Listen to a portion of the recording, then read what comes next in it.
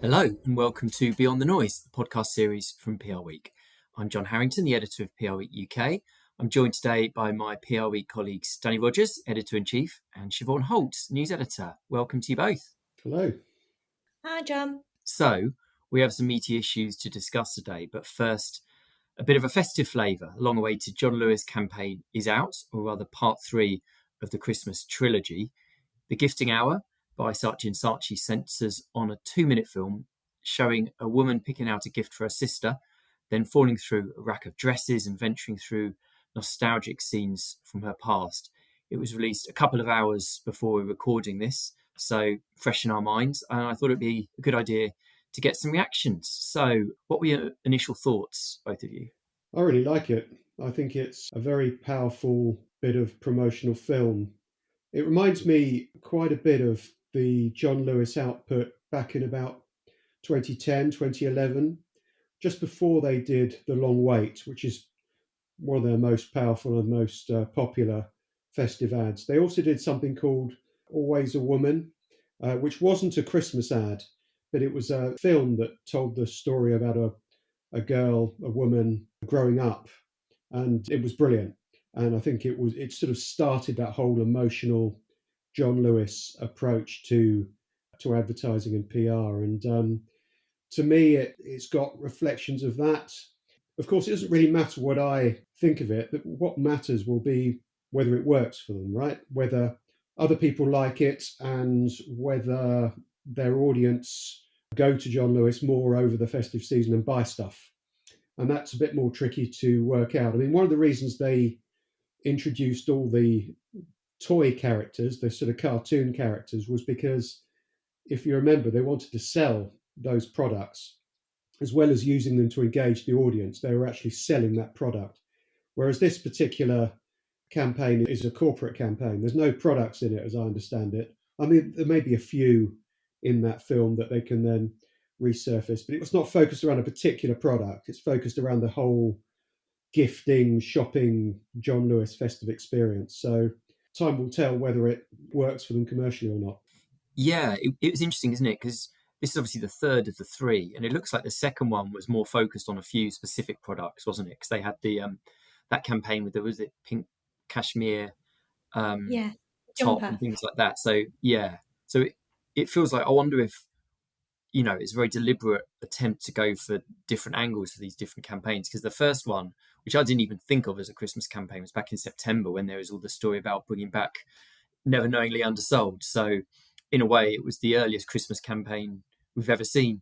Or it was a relaunch of their new corporate strategy, maybe. I mean, it can't be a festive campaign if it's launched in September, I suppose. But you're right, it's sort of setting the tone for this new corporate approach, which comes to its sort of denouement at Christmas. It's a return, really, isn't it, to the traditional style, as you say, Danny. With they want bottom line, they want cash in those registers. We know that the high street is struggling. That's not a secret if you turn on the news at the moment or in the last 12 months. So yeah, it makes sense really that the idea is to get people back in stores. I really liked it. As someone who has a sister, it did ring true to me. I thought the ending was really sweet and the tagline, and yeah, it really works. I think it'll be a success. But my personal approach for these type of campaigns is that I like to see product. I like to see it making sense to the brand, which I definitely think this has done. And it played on a 90s nostalgia, which we all know is very strong at the minute. That doesn't seem to be waning. Not that I don't think us 3 are going to moan about that No, either. it's a great song, isn't it? I mean, I think we all remember the verve and the sort of mid-late 90s and that whole peak of 90s indie nostalgia. And yeah, I think it's a great song. And John, you said that they're planning to use the music for a PR campaign as well, I think. Yes, so as part of it, they're having a competition effectively for artists to upload videos of themselves playing a version of that song, Sonnet, with prizes for the winners. So that's quite nice, I think, quite a nice angle. And I do, going back to the 90s thing, I do think it's very deliberate because presumably people who remember the 90s as in the way we do are peak consumers really these days. Whereas the John Lewis campaign from 20 years ago might have had songs from the 70s.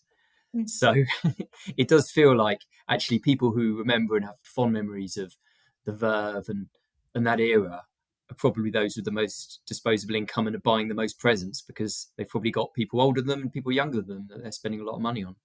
Yeah, I think that's right. That's why it's aimed very much at their core audience. And you're right, the Long Wait, which was 2011, I believe, had a Smiths soundtrack. So it had an 80s soundtrack, to your point. So they are moving on with their audience for that nostalgia effect. Okay, moving on, it hardly needs saying that the last couple of weeks have brought news that will shape the direction of 2025 both here and in the States. This week, a PRWeek survey found almost 2 in 3 UK PR agency bosses believe the announcements in the budget will have a negative impact on their business. Now, to recap, the budget announced increases in national insurance contributions for employers, higher capital gains tax, and a rise in the national living wage. We asked agencies for their comments. I thought I would read out a few of them before we discuss this among the team. One agency leader who is anonymous said, "We estimate the impact of national insurance contributions at about £1,000 per employee on average. That can't not impact salary rises next year." Another agency leader, Amanda Williams at Storm, said the national insurance increases will, quote, wipe out any margin for next year and will make us consider staffing arrangements and whether we switch from all permanent to a mix of freelance support. All businesses will be affected, she said, which will tighten spending and budget availability with clients too. So the knock-on effects will definitely have an impact for 2025. I should point out they weren't all entirely negative. Johnny Popper, the CEO at LCA, said, "My hope is that the national insurance contribution cost is offset by the positive economic impacts that I do believe Labour will have, but this will take time." And Liz Anderson at Ambitious said it brings a, quote, degree of certainty for clients. But this is serious stuff, isn't it? I mean, what do you both make of the budget's impact now the dust has settled a bit? I think there was a lot of buzz around it. I think it was built up more because people were getting snippets in the news before about what might be and might not be. So I think there was more, maybe a bit more panic about it, I think, than what was going to happen on the day. But I think obviously these are big changes. They're going to impact business. I am a little worried that this could result in a lot of job losses. I think some senior people might also need to be worried because I think some agencies might think if we get rid of senior people, we can get more people on the ground, maybe. They might look at their leadership teams and reevaluate that. I do think it is a big concern for the sector. What do you think? I think it's been an unmitigated disaster for the Labour government, if I'm absolutely honest, in terms of the business world, because I think the Labour Party, when they were campaigning for the election, really worked hard on bringing business on side and talking about a growth agenda and how they were going to get the economy moving again and getting businesses growing again. And to put the whole tax burden on employers was pretty devastating. And, you know, the feedback we're getting from PR bosses, as John was saying, is being very negative. And when I read the media, I think the front page of the Times today, the lead story is businesses' horror at the effect of this budget will have on their profits. I mean, these are big blows to Labour's relationship with the business world. And it's done some quite good work in that investment summit they had back in October, whereby they secured investment by some big tech companies in the UK. But I think this has really worried a lot of business people. And I think you're right, Siobhan. I think it's going to dampen economic optimism and probably growth. And it could lead to job cuts in many sectors, including PR. Yeah, there's been some gloomy news in recent days, hasn't there, about Homebase and Asda both made quite big job losses. Well, Homebase is, on the verge of, as we speak, going into administration potentially, which is very worrying. So, and obviously this is the retail sector, we were talking about retail earlier on, that is difficult at the best of times. I mean, I suppose if you look at the impact on comms businesses, it just feels like it's being squeezed even more. I guess on a more optimistic note, you could say, well, at least inflation isn't as high as it was. So at least that's some comfort. It could boost inflation, couldn't it? I mean, this because it's going to push up the cost of employing people. So it could well boost inflation. And that's what some business people are saying. And I think it's going to hit people heavy businesses more, which is why it's hitting the supermarkets and the hospitality sector, right, John? They're they're also saying it's going to be pretty devastating for them because these are companies that employ a lot of people. They're not manufacturers, they're service businesses.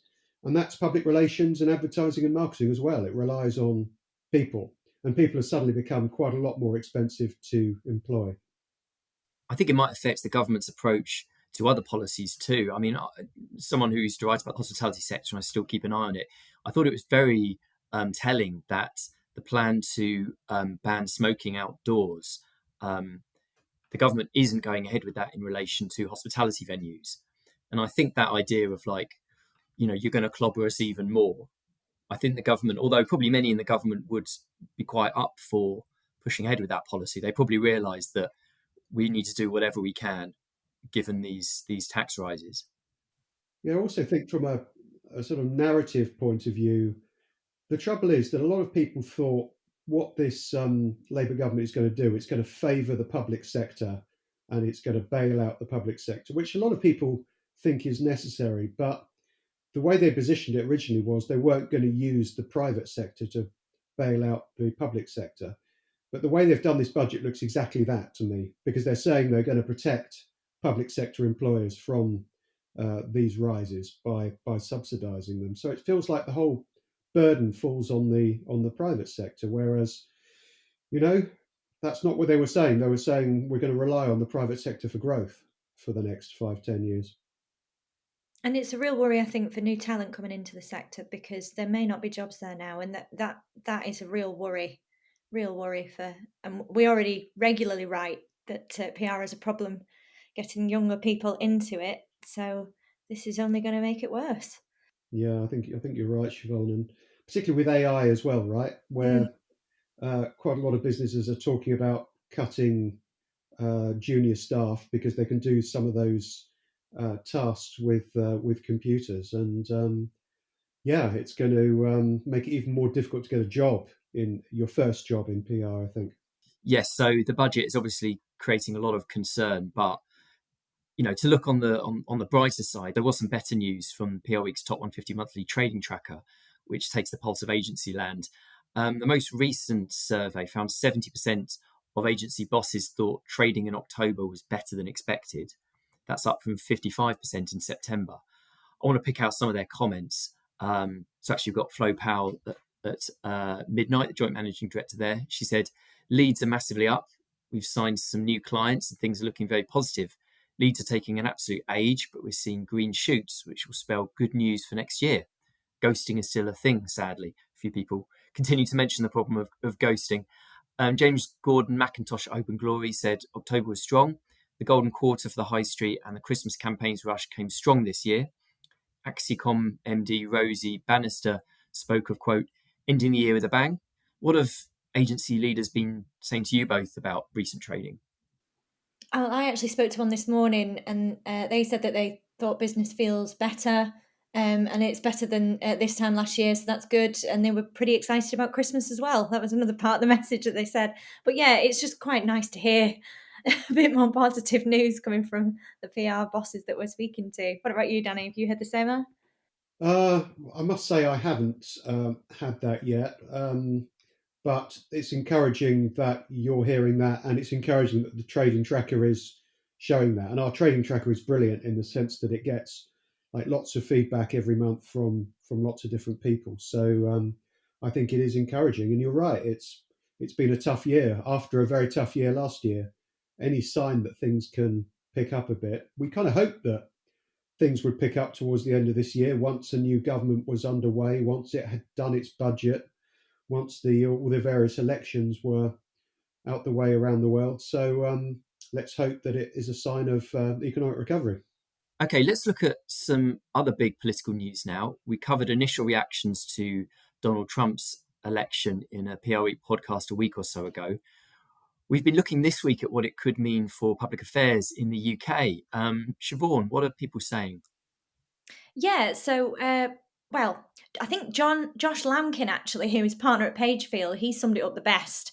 He said he thought that President Trump's victory throws up a lot of questions for UK public affairs professionals, and the majority of the PA professionals that we interviewed agreed. They said that a second Trump presidency will have a significant impact on public affairs, was what one said. Many predict that the US will slash spending on green energy, push NATO members to increase defence spending, and also increase trade tariffs. We spoke to Catherine Morgan, who is Europe Head of Public Affairs at DGA Group. She said that she believes that the change in presidency is going to give significant opportunities for agencies on this side of the pond, adding that the need to understand and engage with the policy and political changes in the US will mean informed government relations, engagement, and advice will rarely have been so business critical. And that UK public affairs will have a whole other sphere of influence and political context to consider.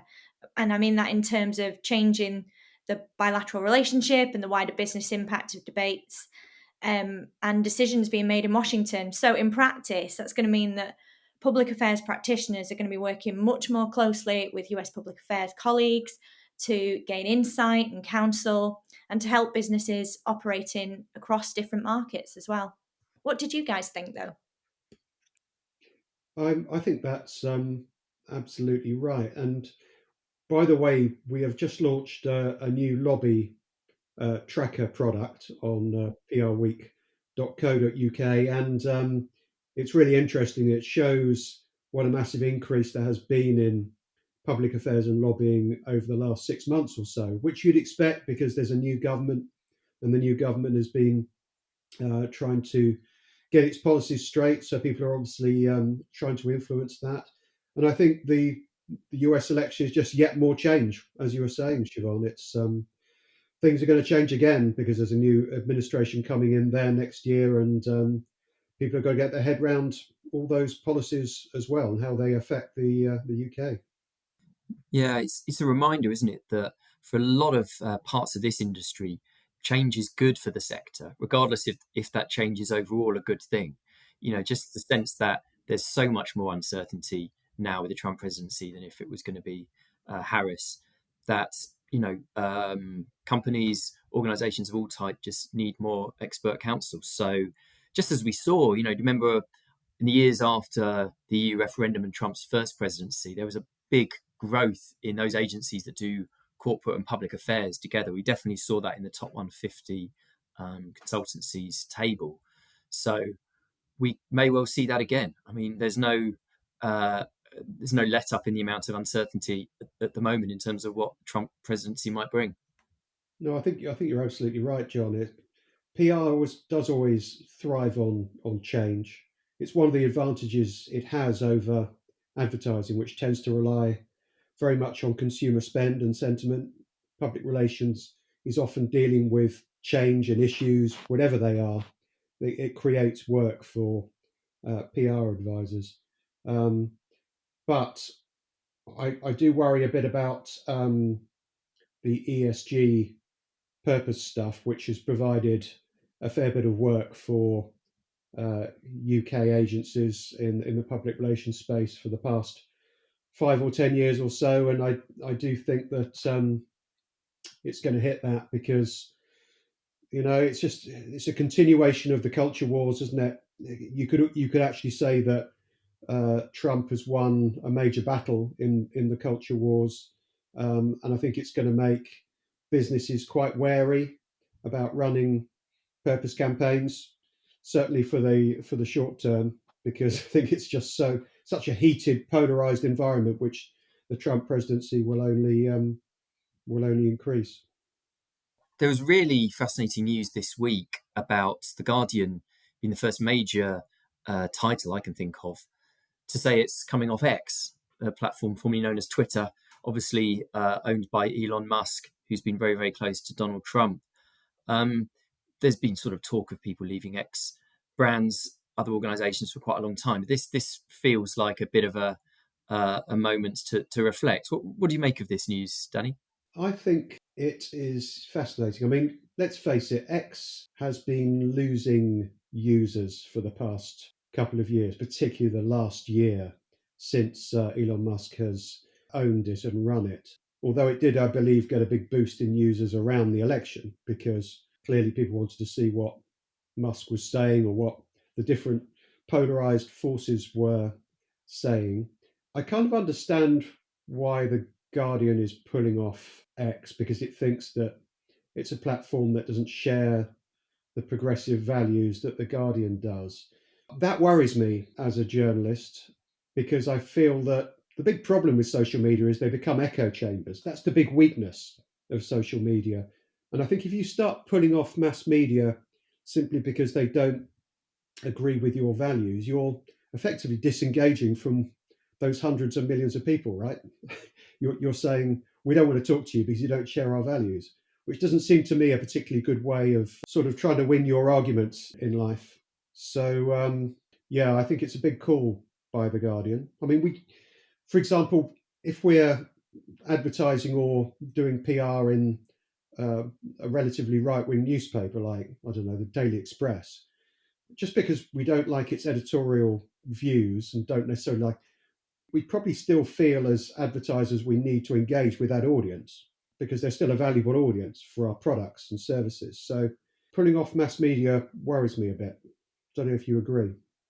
I'm not quite sure what I think on this one. I mean, I do broadly share your concerns. I think it could make it even worse if people who are arguing against the sort of the Musk worldview leave Twitter. It does sort of give this sense that it's going to become even more of a sewer and even more of an echo chamber for people who aren't necessarily progressive. At the same time, I can see why people might say, well, there's a limit, isn't there?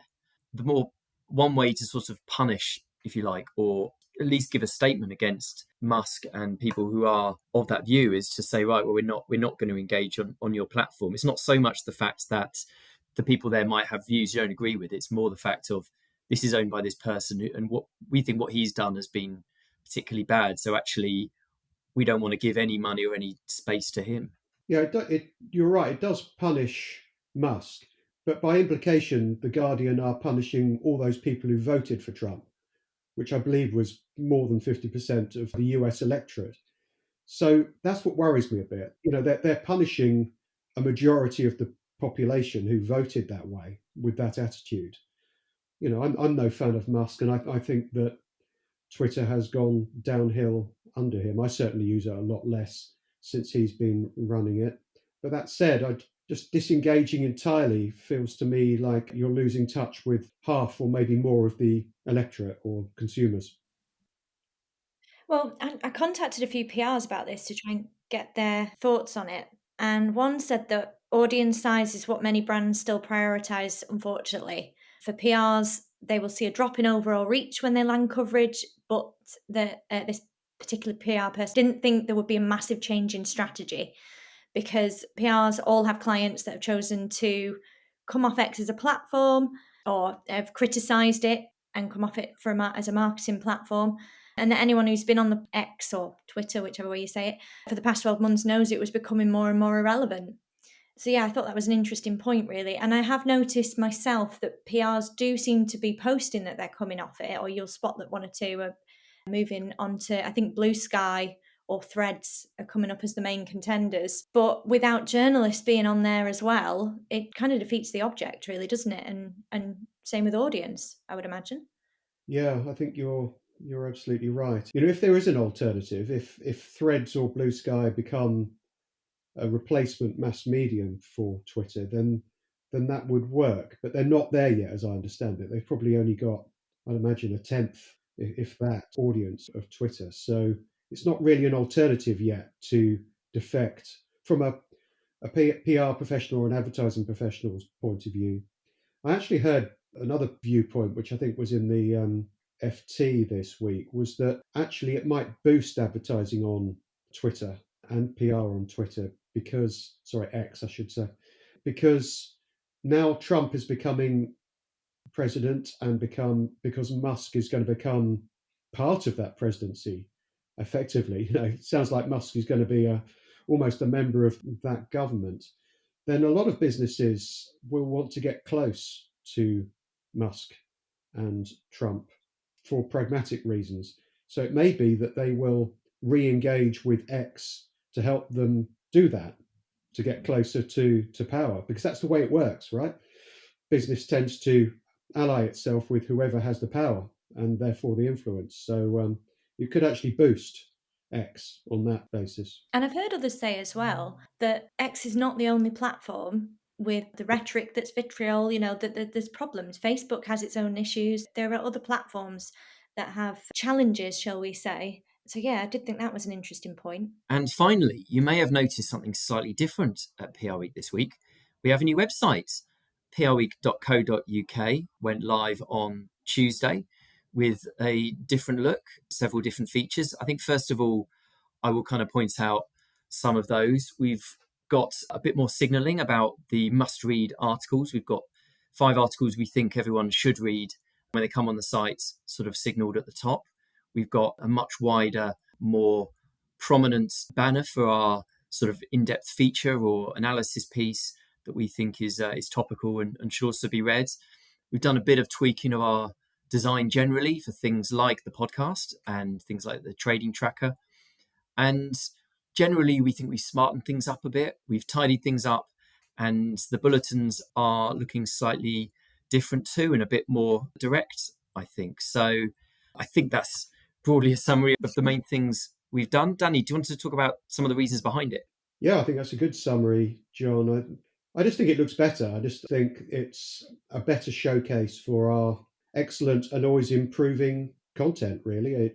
It's got a more consistent style, it's easier to navigate, there's a more consistent look and feel from different sections. So I hope that it makes PR Week even more appealing and useful to its very valuable readers. And one of the reasons we wanted to shift from .com/UK to its own site, which is prweek.co.uk, was that we are now producing, as I'm sure our readers would have noticed, quite a lot of very useful high value content under our insights category tier of subscription. And that differs a bit from some of the other PR weeks around the world, and it was quite difficult to do different offers on the same shared site. So we've decided to be able to showcase all that great high value content on our distinctive UK site. So that's really the thinking. And by the way, if people have any thoughts about it, praise or otherwise, or